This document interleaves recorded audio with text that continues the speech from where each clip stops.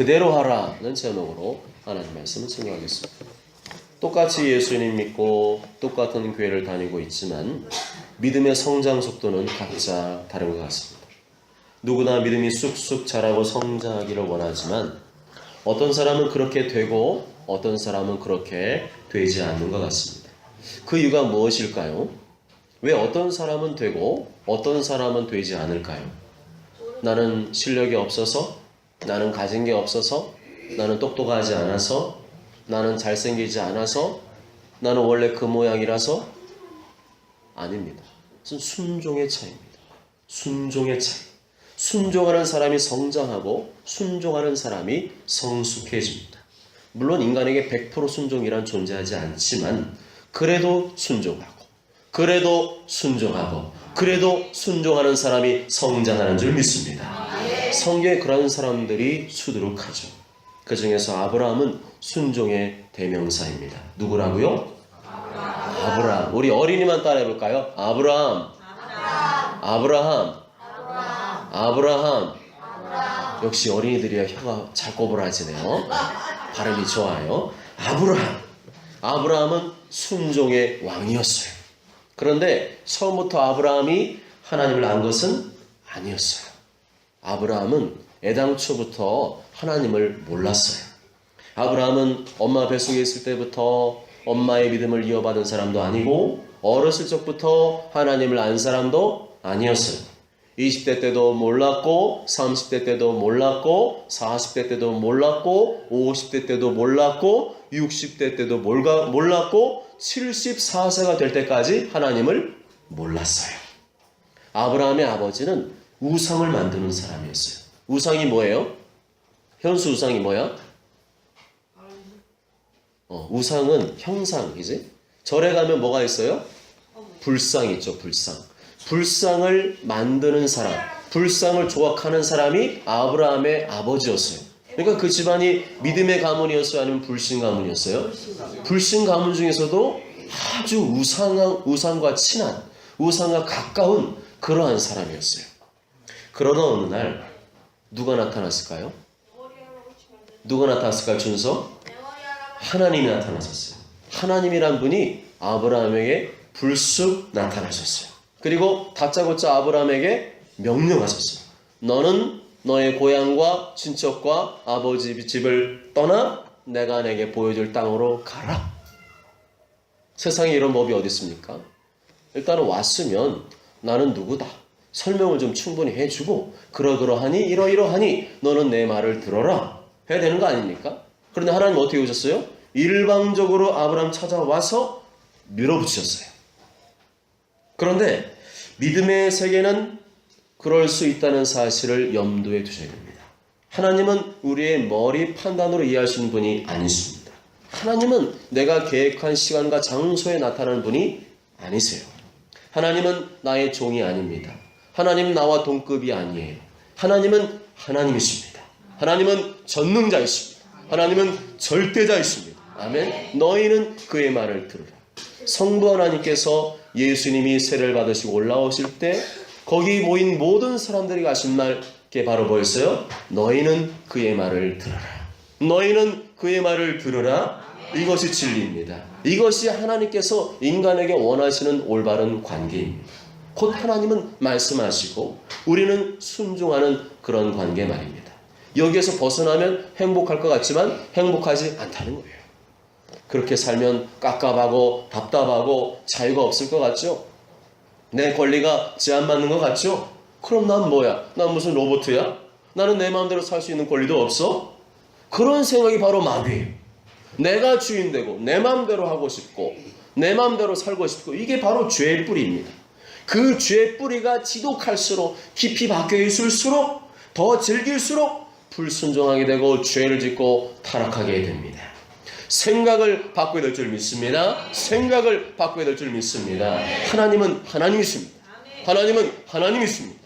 하나님 말씀에 내 생각을 맞추시기 바랍니다. 하나님 말씀으로 내 생각을 고치시기 바랍니다. 하나님을 건드리면 누가 다쳐요? 내가 다치는 거예요. 하나님이랑 싸워볼 거예요? 하나님 한번 붙어볼 거예요? 그럼 누가 더 터질까? 나만 뒤지게 더 터지는 거예요. 하나님 건드리면 내가 다치는 줄 믿습니다. 하나님은 나의 주인, my master입니다. 아멘. 나는 그분의 종이에요. 어떤 주인이 있습니다. 그 주인은 나를 너무너무 사랑해주고 아껴줍니다. 나에게 먹을 것도 주고 입을 것도 주고 잠잘 것도 주고 필요한 모든 것을 채워줍니다. 그 주인은 너무너무 좋아요. 너무너무 인격적이고 따뜻하고 그분과만 있으면 나는 언제나 마음이 기쁘고 평안하고 행복해요. 그렇다면 여러분은 이 험악한 세상 속에서 나 혼자 내 인생 책임지고 독립하는 쪽을 택하시겠습니까? 아니면 이 좋은 주인을 사랑하고 신뢰하며 모든 것을 공급하시는 주인의 뜻에 따르는 편을 택하시겠습니까? 제가 분명히 예언합니다. 내 생각이 하나님의 말씀에 굴복되지 않는 한 여러분은 절대로 행복하지 못합니다. 자유가 없어요. 언제 어디에서 무엇을 하든지 행복하지 못합니다. 세상에서 아무리 많은 것을 누리고 벌어도 행복하지 못합니다. 왜요? 진리에서 벗어났기 때문에. 진리는 절대인 줄 믿습니다. 진리를 벗어난 삶, 진리가 답답하다고 뛰쳐나가는 삶, 마귀가 역사하기 시작합니다. 진리에서 벗어나면 마귀가 그 즉시 달려드는 거예요. 꼬이고 망가집니다. 자기 마음대로 살다가 마귀와 함께 멸망길로 가는 길밖에 없는 거예요. 진리에서 벗어나면 늘 내 마음은 불안하고 두렵고 공허합니다. 만족이 없고 기쁨이 없습니다. 만족과 기쁨이 있어도 그리 오래가지 않습니다. 그래서 주님이 말씀한 거죠. 말씀대로 사는 길만이 진리이니라. 진리를 알지니 진리가 너희를 자유케 하리라. 아멘. 진리는 말씀인 줄 믿습니다. 진리는 우리를 올가매고 우리를 꼼짝달싹 못하게 하고 우리를 힘들게 하려고 주신 것이 아니라 우리를 자유케 하려고 주신 줄 믿습니다. 진리는 예수 그리스도이십니다. 예수님만 따라가야 됩니다. 예수님만 따라가면 됩니다. 그러면 되는 거예요. 아주 쉬워요. 예수님 그렇게 말씀하셨어요. 누구든지 나를 따라오려거든 자기를 부인하고 자기 십자가를 지고 나를 따를 것이니라. 누구든지 자기 십자가를 지고 나를 따르지 않는 자도 능히 내 제자가 되지 못하리라 말씀. 간단해요. 단순해요. 그런데도 예수님 떠나서 내 마음대로 살고 내가 져야 될 십자가 내팽개치면 불행 끝 행복 시작될 것 같죠? 천만의 말씀. 그게 바로 마귀의 속임수죠. 나를 지옥으로 끌고 가려는 아주 지독한 마귀의 전략인 것입니다. 하나님께서 아브라함에게 나타나실 당시에 75세였어요. 75세. 우리는 이것이 아이러니하죠. 왜 하필 75세일까? 좀 더 일찍 나타나시면 얼마나 좋을까? 좀 더 젊었을 때 나타났으면 얼마나 좋을까? 우리 생각에는 75세의 노인에게 나타나는 것보다는 팔팔하고 쌩쌩한 20대, 30대에게 나타나시는 편이 훨씬 낫다는 생각이 듭니다. 인생의 화엄기에 접어든 노인에게 무슨 새로운 것을 기대할 수 있겠습니까? 그래서 교회마다 뭘 외칩니까? 교회학교에 투자하자. 다음 세대, 어린 세대, 젊은 세대 일으키고 그들 위해 기도하자. 구호를 외치지 않습니까? 그리고 그들을 위해서 많은 물질과 시간을 투자하고 간절한 마음으로 기도하고 있습니다. 그런데 하나님께서는 우리의 생각을 보란듯이 깨셨어요. 하나님은 우리의 생각과 예상을 깨는 분이신 줄 믿습니다. 내가 이렇게 계획 세우면 될 것 같다고요? 그게 교만이에요. 주님이 누구한테 나타났어요? 75세 노인이 나타나시다니까요. 아멘. 하나님은 젊은이에게 나타나지 않고 보란듯이 75세 노인에게 나타난 줄 믿습니다. 어르신들만 아멘. 50대 이상만 아멘. 소망이 있어요. 그리고 아브라함이 내린 명령은 노인으로서 가장 따르기 힘든 명령이었습니다. 노인이 더 이상 생산력이 있습니까? 노동해서 벌 수 있는 기회가 있습니까? 없잖아요. 특별히 무슨 사업을 하시는 분들 외에는 나이가 드실수록 경제력이 이게 굉장히 걱정이 되고 염려가 되십니다. 또 그렇게 만약에 아브라함처럼 했다가는 위험천만한 일이 생길 수도 있어요. 그렇게 했다가는 젊었을 적 모든 전 재산을 하루아침에 몽땅 털 수 있다는 생각이 들을까 안 들을까요? 들어요. 그러나 아브라함은 75세의 노인인데 순종했습니다. 히브리서 11장 8절 이렇게 말씀하죠. 믿음으로 아브라함 부르심 받았을 때 순종하여 장래 유업으로 받을 땅에 나아갈새 갈 바를 알지 못하고 나아갔습니다. 뭘 알고 한다면 답답하지 않을 거예요. 납득이 되고 이해가 된다면 순종해볼 만할 거예요. 그런데 아브라함은 갈 바를 알지 못하고 나갔습니다. 뭘 알고 간 것이 아니라 아무것도 모르는 가운데 순종했습니다. 그것이 아브라함과 우리의 차이점이죠. 우리는 믿음과 순종 사이에서 갈등합니다. 그 말씀이 맞는 말씀이고 그렇게 하면 좋을 텐데 그렇게 하자니 어려울 것 같고 그렇게 하자니 힘들 것 같습니다. 그래서 안 하는 일이 얼마나 많습니까? 조금이라도 아브라함은 우리와 다른 사람을 생각하지 마세요. 그게 마귀의 속임수예요. 아브라함 우리와 똑같은 사람이었어요. 여러분과 똑같은 사람이었어요. 똑같이 먹고 자고 일하고 똑같은 사람이었어요. 시대와 환경의 차이는 분명히 있었지만 아브라함 우리와 똑같은 사람이었습니다. 그런데 아브라함은 순종했습니다. 토달지 않고 순종했습니다. 따지지 않고 순종했습니다. 이해가 되지 않아도 순종했습니다. 그것이 우리와의 차이점입니다. 그런데 그러한 순종을 가능케 했던 것은 무엇일까요? 무엇이 아브라함이 그 72세 5세의 노인네가 그 말씀을 따라갈 수가 있었을까요? 믿음으로 된 줄 믿습니다. 힘으로 능력으로 아니고 지혜로 아니고 경험으로 아니고 믿음으로 순종한 줄 믿습니다. 믿음이 있으면 하는 것이고 믿음이 없으면 못하는 거예요. 그래서 난 믿음이 있어요. 이 말은 별로 중요하지 않아요. 실제로 믿음으로 순종하느냐 안 하느냐 그것이 중요한 것이죠. 그래서 직분자를 세울 때에도 믿음이 있냐 없냐를 세우는 것이 아니라 실제로 열매가 있느냐 없느냐 순종하느냐 안 하느냐 그것으로 판가름 내는 것입니다. 믿음이 있으면 선포하는 것이고 믿음이 없으면 못하는 거예요. 믿음이 있으면 천국 가는 것이고 믿음이 없으면 천국 못 가는 거예요. 절대로 내 머리로 안 된다는 겁니다. 그런데 이 믿음이란 것은 앞으로 잘 될 줄 믿어. 현수야 앞으로 잘 될 줄 믿어. 현수야 앞으로 좋은 일이 생길 줄 믿어.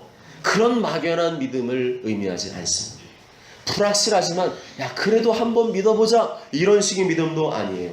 내가 노력하면 할 수 있어 그런 자기 신념도 아니에요. 그러면 아브라함 믿음은 어떤 믿음이었을까요? 하나님께 대한 믿음인 줄 믿습니다. 하나님께 대한 믿음이었어요.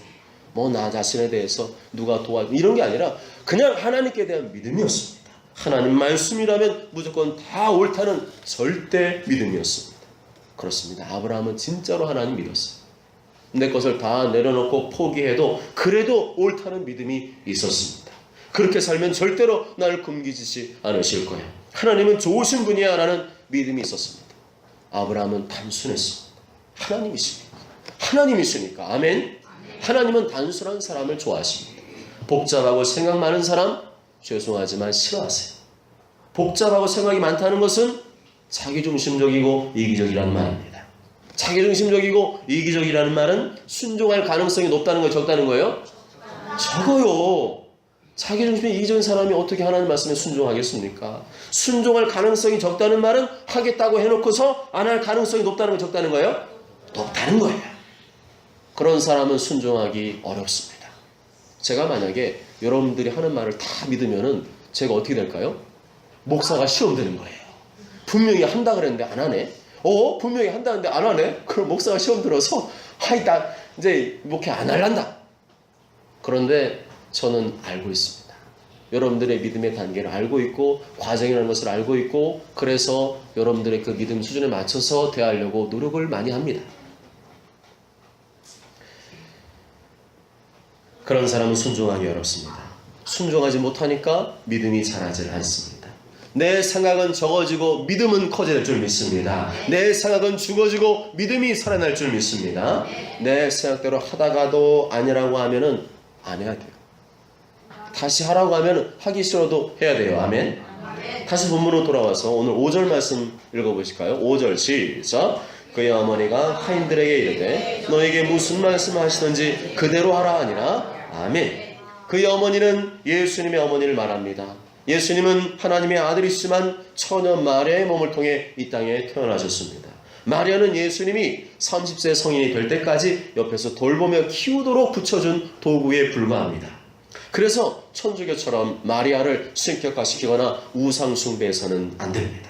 마리아상 앞에 절을 하거나 기도를 하는 행위는 미신적인 행위이고 우상숭배입니다. 우상숭배는 하나님께서 제일 싫어하는 죄이고 인간을 하나님의 자리에 올려놓는 매우 교만한 죄입니다. 그러나 마리아의 믿음과 순종의 삶은 우리가 본받아야 합니다. 우리가 아브라함, 요셉, 다윗, 바울, 베드로 같은 사람들을 본받듯이 마리아의 훌륭한 면까지 없애버려서는 안 돼요.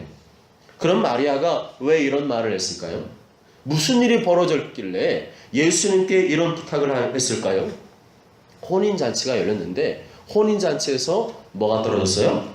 포도주가 떨어졌어요.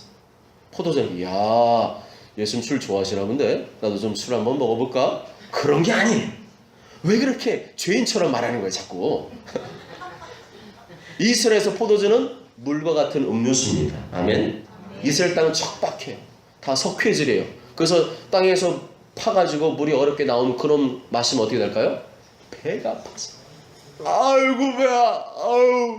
아우 배야. 그리고 건강이 좋지를 않아요.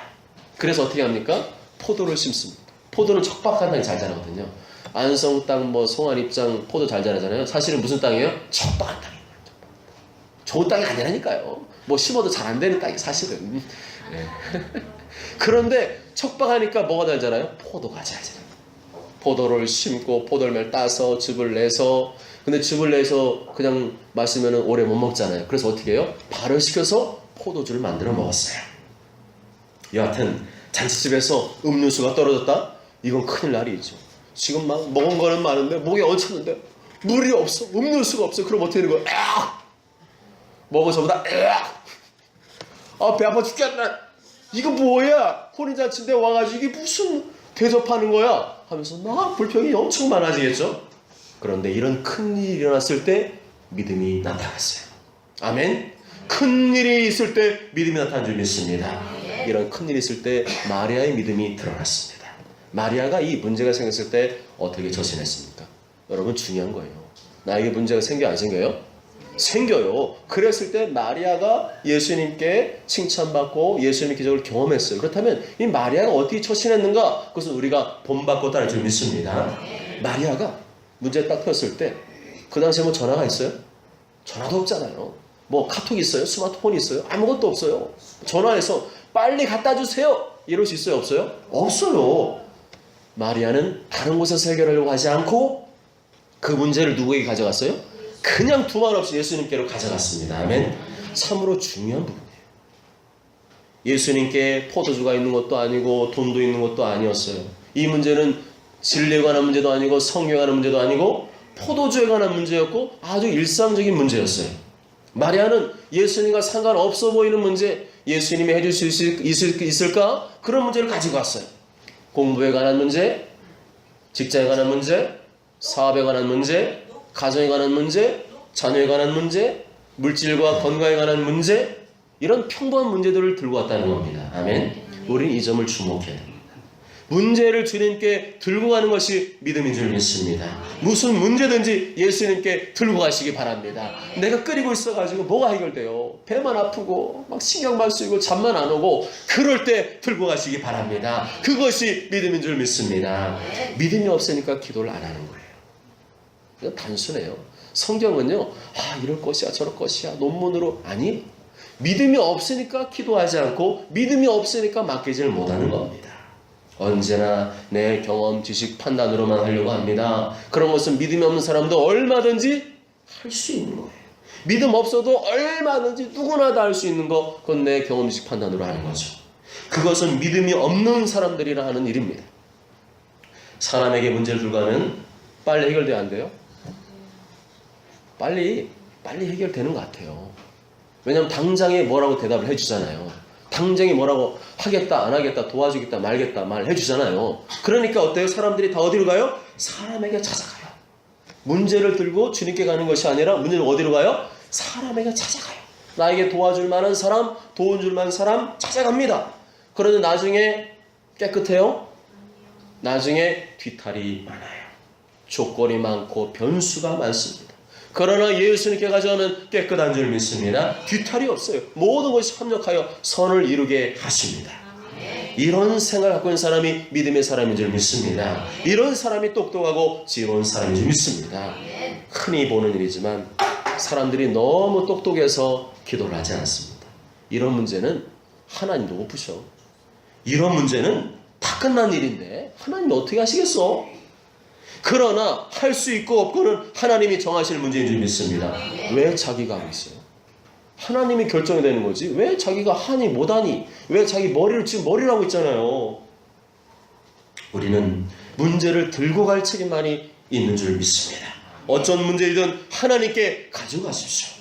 결과는 하나님께 맡기고 무조건 우리는 믿음으로 하나님께 들고 가시기 바랍니다. 바로 그것을 믿음으로 보신다는 거죠.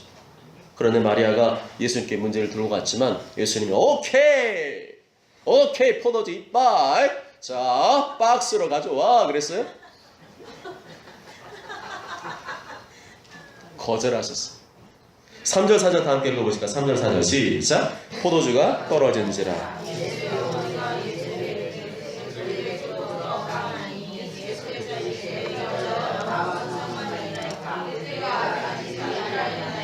오케이 하셨어요? 거절하셨어요? 리젝트 하셨어요. No. 아직 때가 안 됐다. 나랑 무슨 상관이냐. 예수님께서 잘했구나, 믿음 있구나, 믿음 좋구나 하신 게 아니라 예수님께서 일부러 우리의 믿음을 테스트하려고 거절할 수도 있다는 사실입니다. 여러분 만약에 내가 딱 오늘 기도했어요. 한번 딱 기도했는데 바로 딱 응답해 주셔. 그러면 얼마나 좋을까요? 그런데 그래가지고 믿음이 자랄까요? 안 자라요. 믿음은 실현과 연단과 기다림과 인내 속에서 이루어지는 것입니다. 그럴 것 같으면 예수님이 뭐하러 십자가 지셨겠어요? 뭐하러 고난과 아픔을 견디시겠어요? 바로 믿음은 그냥 생기는 것이 아니고 부딪히고 돌파하고 극복하고 승리하고 때로는 넘어졌다가 이루어지는 과정을 반복하면서 그래도 주님을 믿는 것, 그것을 통해서 믿음이 점점 더 자라나는 줄 믿습니다. 그래서 오랜만에 내가 한번 기도해볼까? 내가 한번 기도 한번 해볼까? 딱 주여! 봤더니 12시 1분인데 1분도 안 지났어. 기도 그래 한번 해야죠. 안 되지. 3세판 좋아. 자 1분은 내가 1분 주여! 3번 해놓고서는 뭐야? 기도 응답이 없잖아. 이렇게 툴툴대는 것은 믿음의 반응이 아니에요. 마리아는 어땠어요? 예수님 딱 거절했을 때 불만을 품었어요? 뭐야? 예수님이면 내 말 들어줘야지. 내가 기도했는데 내가 문제 가지고 왔는데 그럼 들어줘야지. 예수님 소용없어. 나 예수님 상처받았어. 하지 않았어요. 그것은 상처의 문제가 아니라 믿음의 문제인 줄 믿습니다. 그래서 상처 잘 안 받는 사람이 믿음 생활을 잘해요. 상처를 잘 극복하는 사람이 믿음 생활을 잘합니다. 상처를 통해서 마귀가 들어와요. 가룟 유다가 예수님이 핀잔했을 때 회개하고 돌이켰으면 되는 문제잖아요. 근데 딱 예수님이 전곡을 팍 찔렀더니 마음이 상하고 삐져버렸어요. 상하고 삐지고 토라지고 툴툴대는 것, 이게 다 불신앙적인 것입니다. 바로 그 상처를 통해서 마귀가 들어오기 때문에 상처는 즉시로 치료될 줄 믿습니다. 저를 주목하세요. 땅바닥에 뭐 있어요? 저를 보세요. 저를 안 보는 사람은 지금 마귀에게 지금 속고 있는 거예요. 지금 여러분 일주일 동안 수고하고 헌신하신 거 다 알고 있습니다. 세상 속에서 정말 남모른 아픔, 고통 다 지금 알고 있어요. 그런데 이 시간에 어떻게 회복할 건데요? 말씀도 안 듣고 하나님 가까이지 않고 그리고 어떻게 해결하시려고 합니까? 그리고 부모님의 모습이 자녀의 모습이에요. 이건 중요합니다. 부모님이 집중하면 자녀 집중하고 부모님 집중 안 하면 자녀 집중 안 합니다. 그건 그대로예요. 자녀를 탓할 이유가 없어요. 부모님이 모범을 보이면 자녀들 그대로 따라갑니다. 그래서 우리는 이 상처를 진리처럼 여기면 안 되고 상처는 마귀라는 것을 가지고 상처는 그 즉시 털어버려야 됩니다. 우리가 교회 생활을 하고 있지만 목사나 여러분이나 다 인간이고 죄성을 가지고 있습니다. 그래서 상대방이 내가 원하는 만큼 반응하거나 말해주지 못할 때가 있습니다. 그래서 나 누구 때문에 상처받았어 하는 사람이 있는데 그러면 믿음이 안 자라요. 누구 때문에 상처받고 누구 때문에 상처받고 난 상처로 가득 차 있어. 난 정말 나 힘들어. 그런데 우리가 상처받을 일이 실제로 많이 있어요. 얼마나 많습니까? 그런데 그건 정답이 아니라는 거예요. 배우자에게서 받고, 부모님에게서 받고, 자녀에게서 받고, 성도에게서 받고, 때로는 목사를 통해서도 받을 수 있어요. 인간이에요. 다 죄인이고 불완전한 인간이기 때문에 인간에게 지나친 기대와 소망을 갖는 것, 그게 바로 잘못된 거예요. 그건 진리가 아닙니다. 하나님께 소망을 두고 하나님 의지하라 그랬지, 언제 사람을 향해서 저 사람은 100% 완벽하게 나에게 대해줄 것이야, 그거는 자기 망상이죠. 그리고 인간의 완고하고 완고한 반응을 초월해버리는 게 바로 믿음입니다. 그렇다고 목사님도 못 믿고 저 사람도 못 믿고 다 못 믿겠어, 이거는 또 마귀에게 걸려 들어가는 거예요.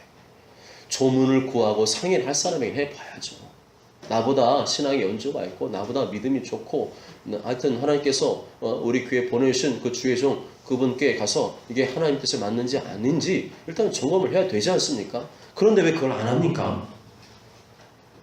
다 죄인이니까 뭐 안 해도 되는 거예요? 뭐 그건 맞아요. 그건 맞는 말인데 그렇다고 다 무시해버리면 그건 또 마귀의 속임수인 거예요. 마리아는 예수님의 거절에 상처받지 않고 끝까지 믿음으로 밀고 나갔습니다. 5절 다시 한번 읽어봅시다. 5절 시작.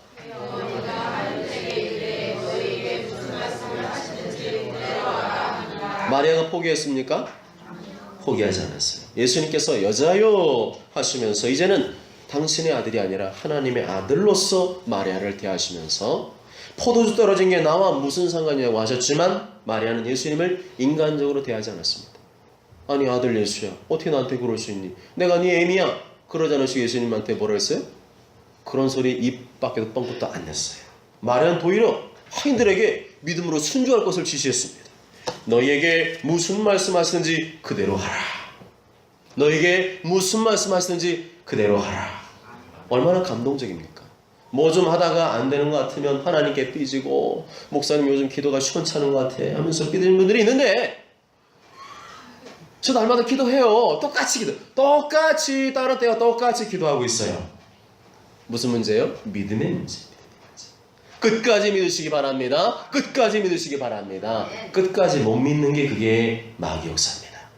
수의사 가다 보면은 훈련받는 데서도 그렇고 그런 분들이 있어요. 치유사 받으면 다시 아파. 그래서 어떻게 해요? 치유 쓸데없는 것 같아. 여러분들이 그게 마귀에게 넘어가는 거예요. 하나님을 불신하지 마시고 끝까지 하나님 믿으시기 바랍니다. 하나님께서 바로 그 중심을 보고 계신 줄 믿습니다. 불신주는 마귀를 대적해. 왜 하나님을 대적하고 있습니까? 마리아가 30년 동안 예수님과 지냈어요. 몇 년? 30년 동안 예수님과 지내면서 내린 결론은 뭐예요? 예수님은 내 아들이 아니라 하나님의 아들이라는 거였어요. 여러분, 이거는 정말 확실한 거예요. 내 아들이지만 키워봤더니 내 자식 같지가 않다는 거예요. 정말 말하는 것이나 생각하는 것이나 이분은 정말 천사가 나타나서 말씀한 그대로 하나님의 아들이라는 것을 가장 확실하게 증거할 수 있는 분이 누구예요? 마리아였어요. 근데 마리아는 지금 이 중요한 순간에, 문제가 터진 순간에 예수님을 인간으로 대한 것이 아니라 하나님의 아들로서 지금 대하고 있습니다. 아멘? 이게 중요해요. 그래서 이 마리아는 예수님은 하나님의 아들이 확실. 이거는 틀림없어. 그러니까 예수님이 거절하더라도 거기서 삐지면 안 되고 분명히 예수님이 그 다음 또 지시를 내리실 거야. 그걸 알았어요.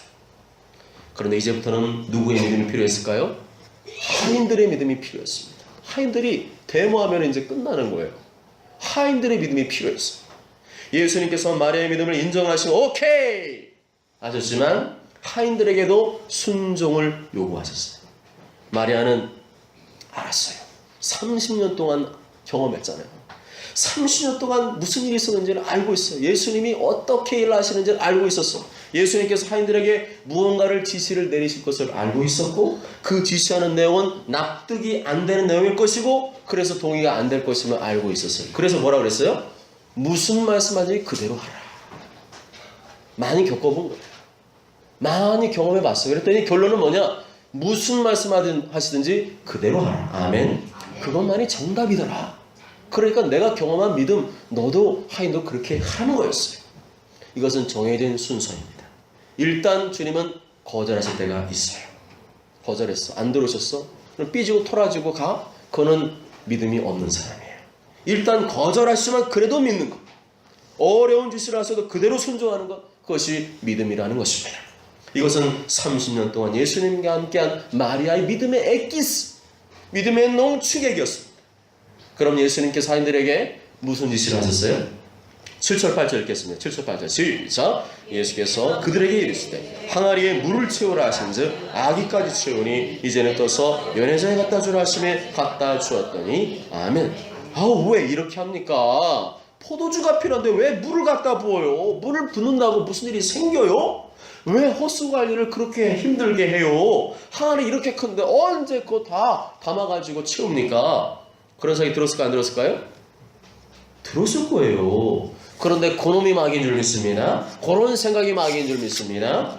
그놈을 때려잡아야 돼요. 분명 하라면 해야 되는데 하기 싫은 이유 변명을 쭉 나열하는 그게 바로 마귀라니까요. 여러분이 10살이면 10년, 20살이면 20년, 30살이면 30년, 60살이면 60년 동안 해묵은 그런 살 끊임없이 심어주는 그놈을 때려잡을 줄 믿습니다. 당장 나갈지어다. 당장 나갈지어다. 토달고 따지고 대들고 불순하게 만든 악한 마귀 떠나갈지어다. 다시 오지 못할지어다. 이렇게 하셔야 돼요. 그놈 갖다가 받아들여가지고 속에서 그래 그럴 리가 없어. 그렇게 해가지고 뭐 되겠어. 이게 바로 마귀예요. 상식으로 하지 마십시오. 경험으로 하지 마십시오. 머리로 하지 마세요. 왜 그렇게 하라고 하는 것인지는 그 이유는 언제가 말아요? 뒤에 가 보면 알게 됩니다. 아멘. 다 알려주고 하면 얼마나 좋겠어요. 근데 예수님 지켜본다니까요. 정말 나를 믿는가? 그래도 믿는가? 그래도 정말 변함없이 믿는가? 그걸 주님이 보기를 원하시는 줄 믿습니다. 못 해주시는 게 아니라 나의 믿음을 보시는 거죠. 하인들이 마귀의 생각을 이겼어요? 못 이겼어요? 하인들이 마귀의 생각을 이겼어요? 못 이겼어요? 에이 귀찮아 죽겠네. 이거 무슨 물을 갖다가 퍼담아가지고 무슨 포도주를 갖다가 만든다고 지금 말도 안 되는 소리 하고 있어. 그렇게 안 하고 그대로 했어요. 이겼습니다.